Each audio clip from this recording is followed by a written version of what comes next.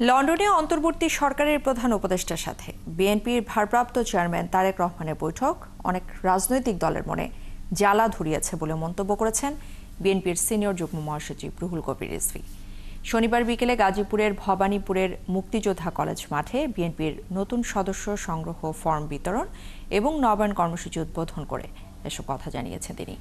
রিজভী বলেন, নির্বাচনের জন্য ফেব্রুয়ারির প্রথম থেকে দ্বিতীয় সপ্তাহের চেয়ে উপযুক্ত সময় আর নেই। এদিকে পুশিনের মাধ্যমে ভারত পায়ে পাড়া দিয়ে ঝগড়া করতে চায় বলে মনে করেন রিজভী। বাংলাদেশের স্বাধীনতাকে অগ্রাহ্য করে এই কাজ তারা করতে থাকলে এর দায় তাদেরকেই নিতে হবে বলে হুঁশিয়ারি দিয়েছেন বিএনপি নেতা।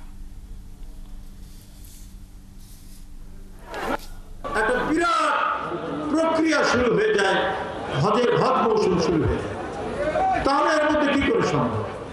আজকে আমাদের কিছু রাজনৈতিক বন্ধু তারা উষ্মা প্রকাশ করেছেন, যে আমাদের অ্যাডভোকেট সালাম ভাই বলেছেন যে লন্ডনের বৈঠককে বলেছেন নিরপেক্ষতা ক্ষুণ্ণ হবে। ভাই, আপনাদের ইতিহাসটা বলুন তো দেখি, আপনারা কখন নিরপেক্ষতার সাথে কাজ করেছেন?